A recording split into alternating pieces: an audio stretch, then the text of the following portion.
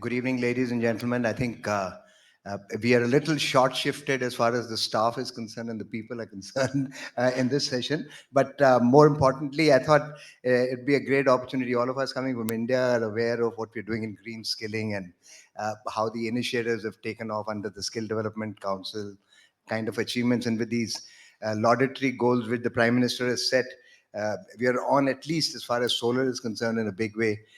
We've already hit about 75 gigawatts kind of power for an aim of 200, which was there, which has now been increased to 500 gigawatts of power. So there is a lot that is happening in the green area as far as energy is concerned. But of course, as we heard yesterday, I think from the steel sector, we heard Tata Steel, the initiative that they've put in place now for green. Well, as he says, you can't be devoid of carbon emissions when you're making steel. But I mean, how do you nullify the effect so that you move towards zero emissions? So there is, in the manufacturing, in all these areas, efforts already underway to see that we can achieve it.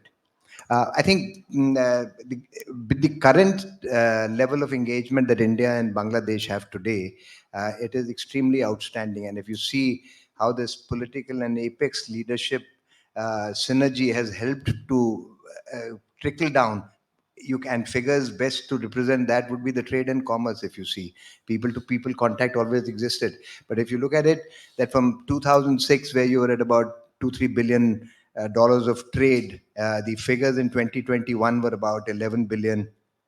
And today, when you look at the unofficial figures of 2021-22, you're hitting somewhere close to 16 to 18 billion USD. So that there has been literally a quantum jump, and that is all reflective of the great relationship we've had with Bangladesh. And today, when you look at it, we just had recently a Silchar Sillet meet where you were looking at local engagements where local produced from that sub-region, irrespective of the boundaries that divide the two countries. We should try and optimize that and create, well, I say value for the people of that region, and then naturally, automatically for the people of the two countries in a larger perspective. So what do we look at in this particular session?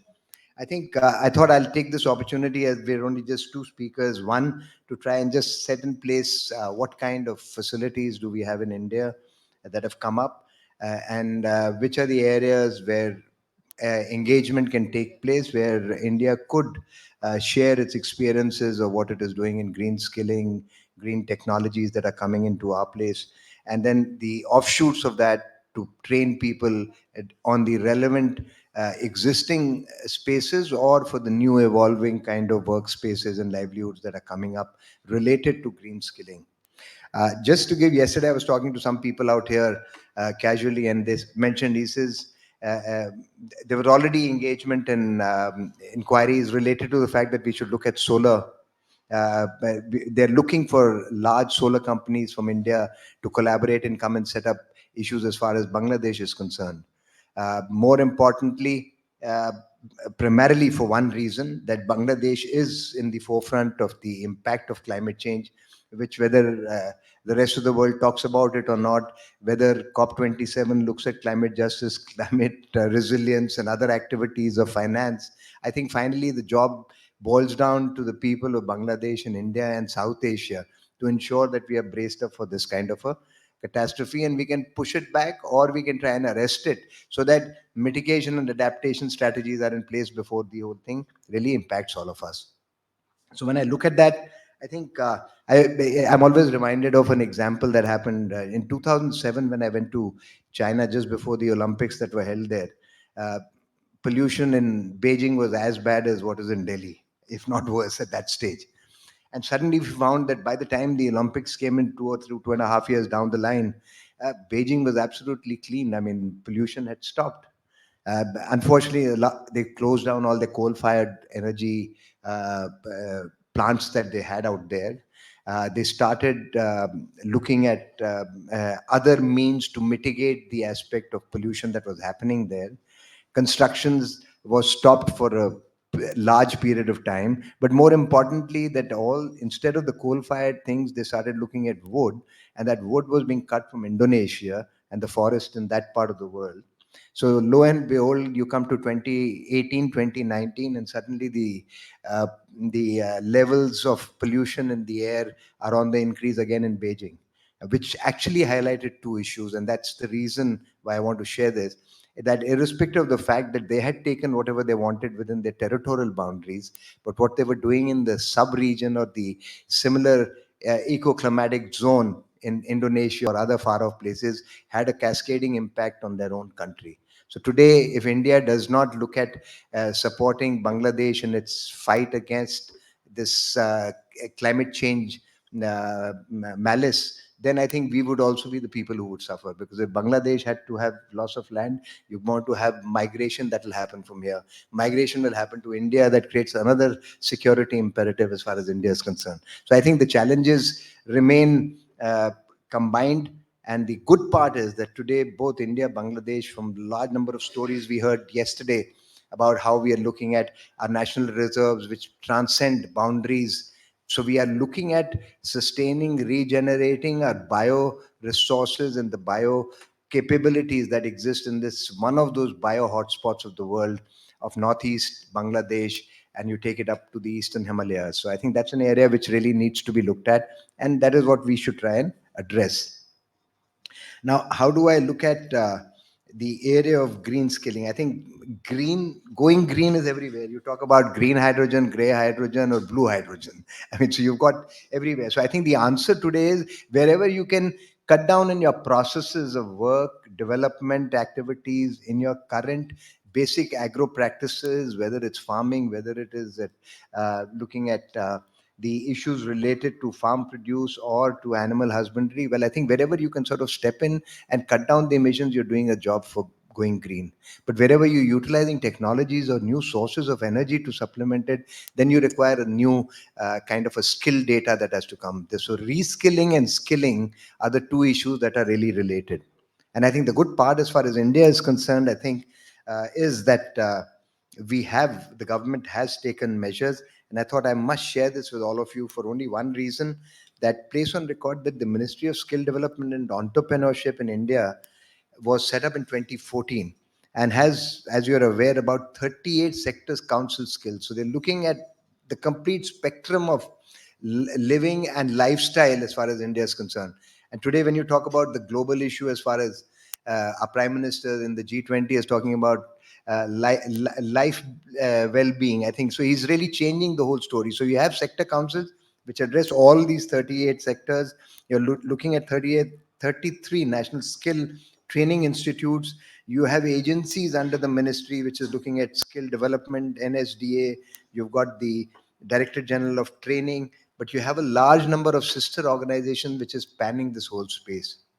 So today, when Bangladesh is looking at moving towards cutting down on its emissions, has a great opportunity with the bonhomie that exists between the two countries today politically to able to sort of carve out relevant memorandums with the country so that we can have an exchange of knowledge sharing, exchange of the training syllabi that we have created, exchange of skilled and capability that exists within the India for capacity development within Bangladesh.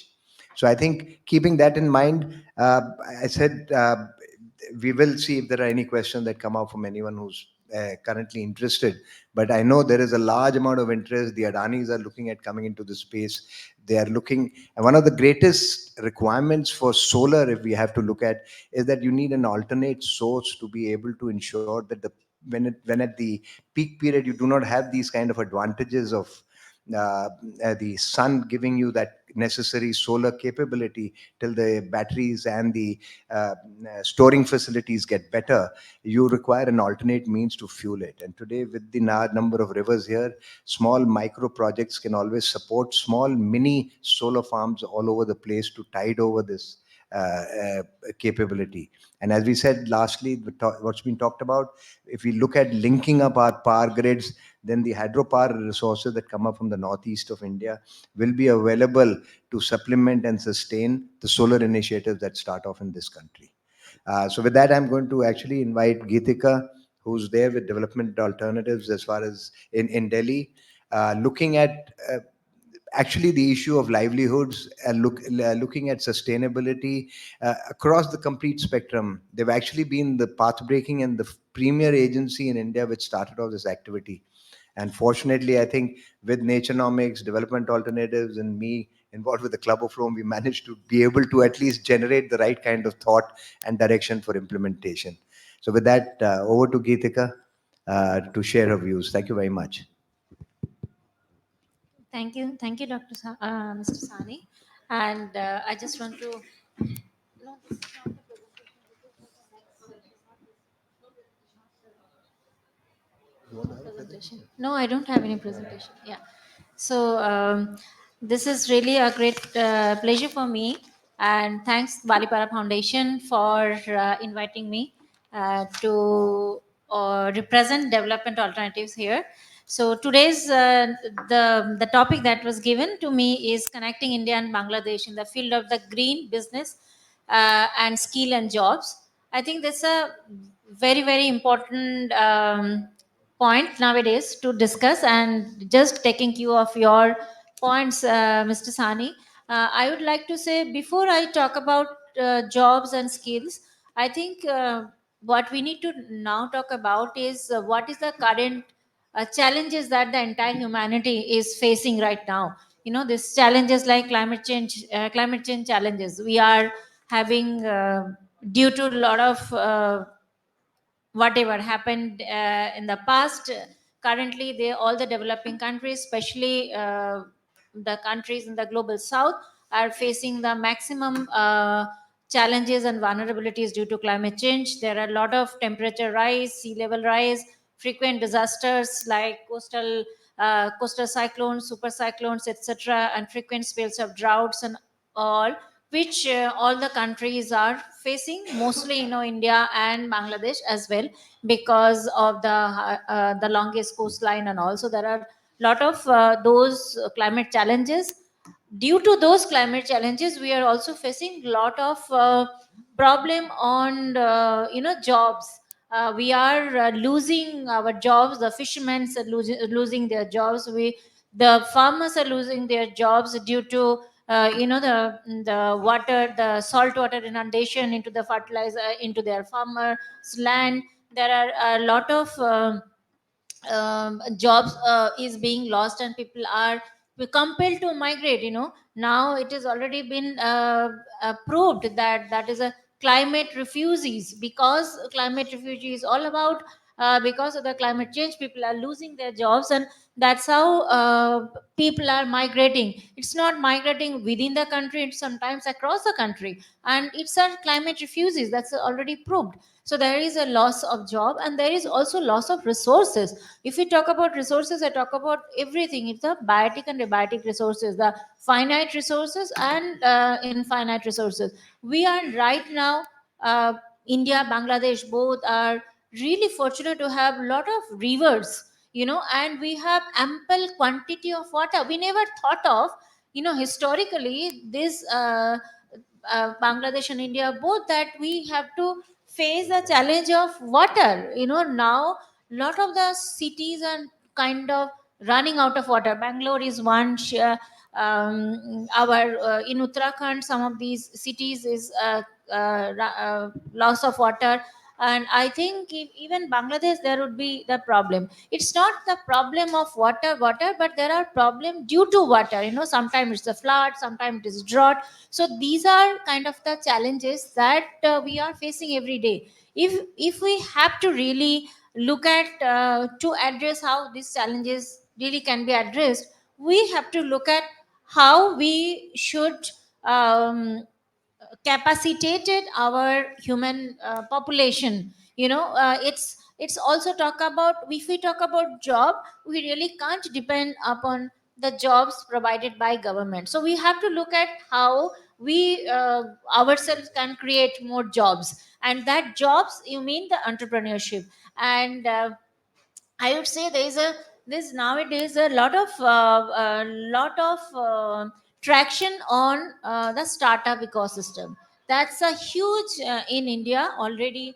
A lot of that start due to this startup ecosystem, there are a lot of schemes that has come up, as you have clearly mentioned about the Ministry of Skill Development and Ministry and Entrepreneurship. That's a ministry, it itself is formed in 2014, and now we are at a uh, Pradhan Mantri Kaushal Vikas Yojana at 3.2. So we already had already have covered 2, and now we are at a 3.0 from 2021 to 2022, where we are really talking about more on how to develop the capacities of the young generation.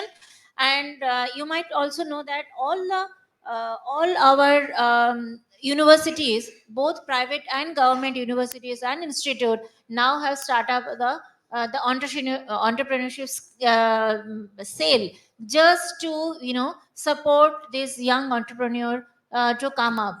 Now when we talk about entrepreneurship, I think we have to talk about four main things. The skilling part is really talks about four types. One is that technological, so you have to have the technological skill. We have to have the finance, because the entrepreneur cannot start business without the finance. Then we have the market, and then coming for the capacities. So all these fours together, to really we can develop the capacity, we can actually call the skilling part of it. So now coming to all this introduction, I should talk about little bit of what development alternative is doing in this sector. We are under the scheme MSME, Ministry of MSME, there is a scheme called Sufurti, where we are working as Indian Micro Enterprise Development Foundation. Where basically it's a social enterprise development vehicle of the development alternatives groups, and we are registered as a nodal agency of Ministry of MSMEs, where we are actually trying to boost the ecosystem for green and inclusive entrepreneurship. So how we work on transfer and adaptation of innovative technologies based business models. We do provision of credit and finance linkage to the entrepreneur. We do integration and mainstreaming of the product and services into local and high value markets, and collaborate with institutions to create an ecosystem promoting cluster development. So right now we are currently working in 12 states. We have developed already we have developed a cluster of 29 clusters across 12 states. More than 21,000 artisans have been trained. Out of them, now 9,000 is a women entrepreneur. So basically, we are talking about whatever the skills, all India and Bangladesh, in both the countries, there are a lot of traditional skills that's there. So our job is to find out, which are the skills, which kind of entrepreneur artisans is doing. So we kind of cluster them, minimum 300 to 500 artisans together, then give up the support from the ministry to put a common facility center, that through the common facility center, these entrepreneurs, the budding entrepreneurs or artisans, can work together. Their marketing is assured because there is a buyback arrangement. The finance is assured because that is through the schemes, the Sufurti scheme. We are giving them, access them finance. At the same time, we are giving them training. Some, like many artisans, they are already doing lot of craft work, but those are not marketable products. So that is that design products, that kind of training that we are providing through this. And so right now we are working in 12 states, and that is, some of these clusters are really in a very remote areas in Karnataka, in Kerala, in Chhattisgarh, where they were never really put up their products in a market. So that kind of marketing linkage that we have developed, and I think that's one area where we can both the countries can work together, because I'm sure that there are a lot of these artisans are already there in Bangladesh, where maybe we can find out something where we can work together. The other thing that our another domain is a development action domain. We are there working lot on skilling and upskilling of livelihood, where we are working on digital literacy and functional literacy, especially for the women. And currently we have a program called Tara Akshar program, that is a 56-day digital literacy program for adult literacy, the age group of 50 and up. These women who have never had any exposure to the literacy program, we tried and develop their skills and capacities by digitally. And also we have given them the functional literacy of just to use a mobile phone to get more information, how to use a mobile phone to get more information for them. And we have some budding entrepreneur or very young young people, like the age of 21, 22, of some women who have already opened up their shops. One of them is very successful in Bundelkhand, especially in the central belt of India, where many of these girls who are just graduating from their universities, maybe from the colleges, they have opened up kiosks. That is this information kiosk where they are just providing, they have a computer, they're just providing information which is helping the local communities for for banking, for any credit linkages. So these are some of these kiosks that we have developed, and they are now running by these young girls. So these are some of, and if we talk about, and these are also part of the green skilling. And if we talk about now more on your farmer based and farmer training centers, where we are giving them training on organic farming, we are giving them training on what is that yeah, the barbie compost, to even the organic pesticides, like neem oil, those kind of, so which is actually helping them for going more towards green and towards, yeah, value adding. And the other thing is, I would also like to mention about the community radio. That's a wonderful tool to just reach out to the communities at the bottom of the ground. We are, if we are doing any kind of project, I think, if we are doing any kind of project, we can reach out to certain number of households, say 250 household, 500 household, 1000 household. But through this community radio initiative, we are actually reaching out to more, 4 5 fold more household, where we are really doing the climate communication. So which kind of crop you should we should have right this season, how much irrigation you should give, what is the climate if there is any advisory services from the district advisory climate advisory services that we are giving through this community radio. We are also connecting the experts, agriculture expert, to the local people, that what should be done, if it is a drought, it is a flood. So these are also kind of a capacity development and skilling as well through the community radio. I think these are some of these the work that we are working. I would like to add one more thing. I'm part of the research and policy wing. So we are also working. There are lots of schemes. Government schemes. There, mudra loan and so many schemes are there. But many people doesn't even know where to go, how to go, and how to access those schemes. How to get access to those finance which is available. But what we are doing, that we are just giving we are trying to develop that skill, and we have developed a toolkit where we are giving all the different schemes which is available, where to go, which are the department you should go, what are the kind of documents that you require to access those kind of loans, even those how to fill up those documents. It's kind of a toolkit just to help these entrepreneur to access loan, to access information from different government department. And one of the state government, Bihar state government, is really very happy. They have endorsed this toolkit, and they have now wanted us to translate it in Hindi, because the local language, and to roll out a large scale training program on the basis of the toolkit, so that they can reach out more and more people who can access the government schemes. So maybe I can stop here. I can come back again. Thank you.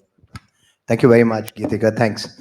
But I think you've quite well articulated the challenges, and of course, along with the challenges which you implied was the demographic dividend that exists in both countries.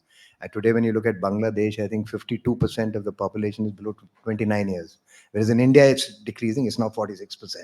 So there is a large amount of young population which needs to look at options and looking for livelihoods. You can get educated, but are you skilled for the new environment where the requirement of jobs are far larger than the workforce that is coming into or demanding to want to get into that space? So I think the one of the issues that really came out beautifully was the fact that entrepreneurship, by looking at a small scale, which can be done depending on the region and the area or the sub-region where you live, can be done by you yourself. So instead of really becoming an employee, you become an employer. And in this area, the development alternatives and organizations like these in India have created programs which are based on experiential learning, which can give you the skills in the shortest period of time to empower you to go ahead.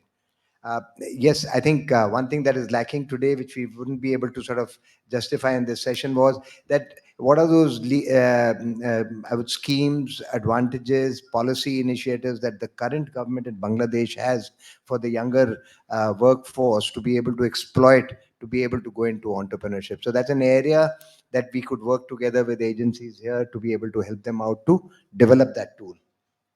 I think the issue today, which I think is a great one, that with TV and with media permeating our society, I think aspiration levels have gone up all across the society. So it's not only the young people, but the elder workforce.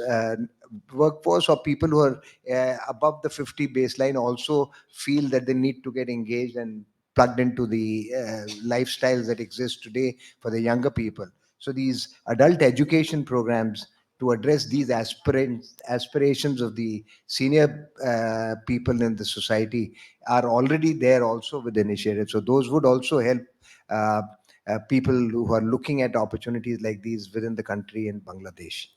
Uh, I, I could have, we could have gone on a debate, but I said the large majority was giving only an Indian viewpoint. So I'd be delighted now that we have some of these young uh, students who've come in, or young uh, budding entrepreneurs sitting here. If there are some issues that you would like to ask really related to upskilling, skilling, or green jobs, well, I can always help you out.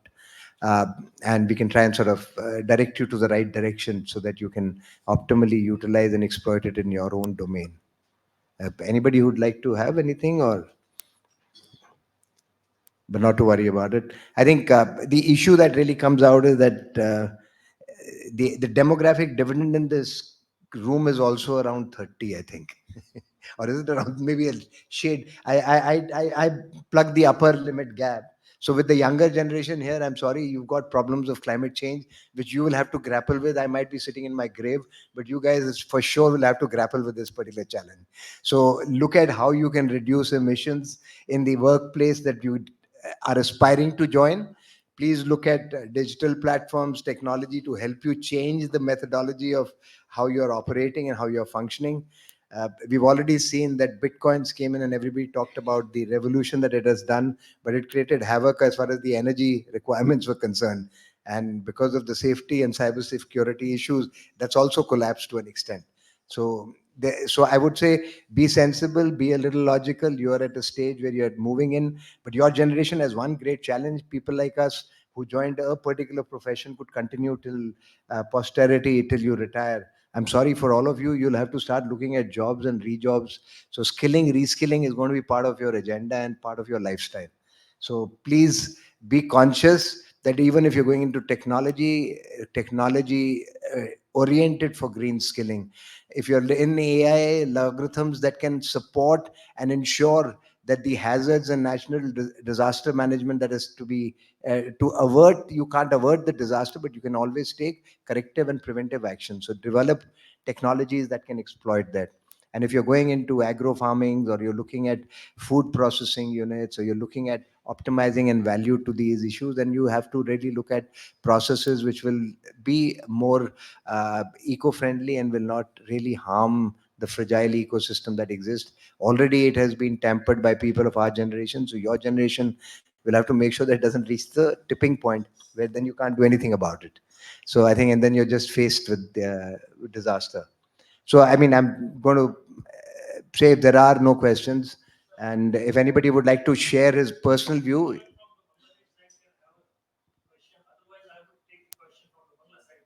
why not, please? Yeah. Yeah, Vishal.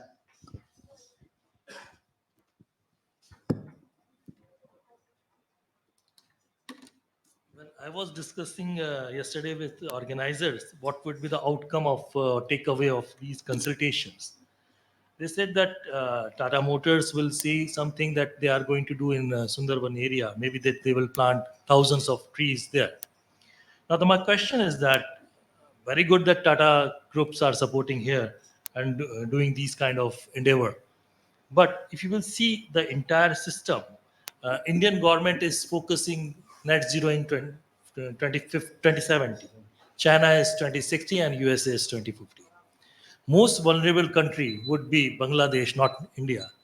If you will see that G7 is saying that they are going to do something, but for V20, vulnerable 20, it's a debatable question that India will come in vulnerable 20 or not. But yes, Bangladesh will come definitely. And in near future, they are going to see storms, rainfalls, huge rainfalls, maybe the more floods which they have seen. In that condition, their economy will drastically suffer.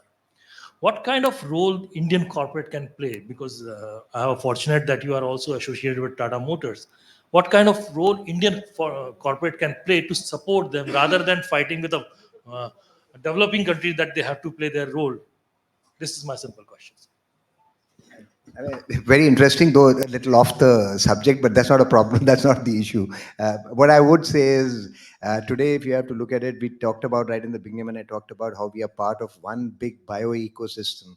The boundaries, the rivers don't see any geographical divides which have been created by us in the Westphalian model. So it doesn't. So if today there is a denudation of the mangrove forest in Bangladesh or in West Bengal, I mean, I think all of us are going to feel the impact of it. As you correctly said, that if the global warming, which is happening, if it is 1.1 degree already, and it's going to get to something around 2 to 2.5 degrees, irrespective of what we try and do, if we do something, we might be able to arrest it. Otherwise, it's going to get worse. So you'll see these, I would say, natural calamities or these hazards of nature playing out, which is going to impact all of us. So I think, how do you see it happening? I think one of the greatest things that has happened as far as South Asia is concerned today, and I think India, Bangladesh primarily, and that's why you see a large amount of reports which come out at World Bank or at national level are looking at Eastern South Asia. It's talking about from the Eastern Himalayas, the Northeast region, the belt around Bengal, Bihar, Orissa, and Bangladesh is one entity when you're talking about it. We are talking that in the biosphere kind of capability. But today, when you're looking at the Make in India program that's happening in India, I think what has come out in the COVID is that you cannot really be dependent on large supply chains to sustain your corporate development and working. So if you're going to be looking at long supply chains, they are likely to get disrupted. And once they get disrupted, then the impact, whether it is on your cost of living or your standards of living, is going to be adverse. So when you see that, as the Make in India initiative is taking shape, I think the corporate world today has to look at developing supply chain linkages with the other South Asian neighbors. And today, I think Bangladesh-India relationship is poised at such a level that Bangladesh has the expertise, the mental capabilities, and I would say the the power of the mind to be able to plug itself into this Make in India initiative. So whether it's in defense, whether it's in energy, whether it is in power, whether it is in any other sector, I mean, all these different sectors, there is going to be linkages that can be established. So that is where I think corporates will come in. As we have seen, back office functioning of the developed world, which started from Delhi outhouses to move to Indore and now is moving to areas like Patna and beyond, you'll see the same challenges here. You will have to find that your supply chains, workforce, capability, and resources. If resources have to come from Indonesia and Australia to supplement the manufacturing sector in India, what better place to have it when we are using Chittagong and Mangla ports for along with the ports of India to get the items in, to utilize the workforce which is sitting very predominantly at the right place, cut down your supply chains, cut down the cost of transportation. And now with this seamless transportation that we're trying to work out, it actually facilitates this whole idea of linkages in the supply chain, and it ensures that relationship between India and Bangladesh and the neighboring South Asian countries is poised on the brink of long-term sustainability and not really based on how political, how the winds blow at the political apex level in the two countries. So that would be the answer as far as corporates are concerned. I just want to add one thing. It's not the corporate. I just want to add. Today only I saw that, as you all know, that India this year is the G20 presidency, and India is going to call 9 guest countries. Bangladesh is one of them to involve in all these meetings of G20. So I was just thinking, one way that's a government to government, but there is also a parallelly C20 and T20 is also making up. C20 civil society organization, so 20 civil society organization coming together, developing the new research results and which to supply to these G20 meetings, and as well as the think tank T20, where a lot of this think tank in India are coming together, having the most important issues, talking about innovative challenges, innovative solutions that they're kind of supplied to all these meetings. So I was just thinking, if that's government to government is happening in India and Bangladesh, why can't we, the CSOs and the T20, the think tanks, we can work together to have the common solutions that we can provide to the government of these G20 meetings. That's very much possible, and I think civil society organization, we don't have any boundaries. We are very much of the civil societies, for the people and by the people. So I think that's a beautiful opportunity we have, that we can work together. Yeah, I thank think you. great suggestion, Gitika. Thank you very much. Uh, Karishma, you're the boss here. So can I close the session in case nobody has any other questions to ask? But the point here is, we'll close the session with it.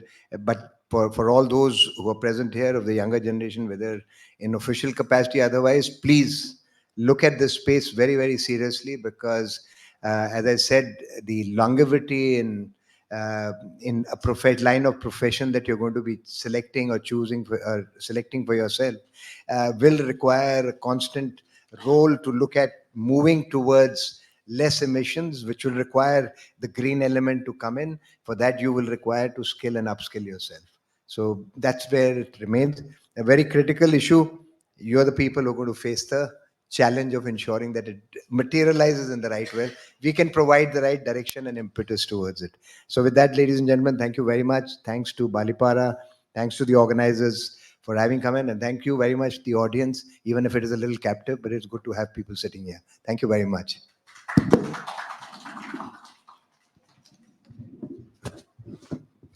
Thank you all for this interesting session and insights you shared with all of us.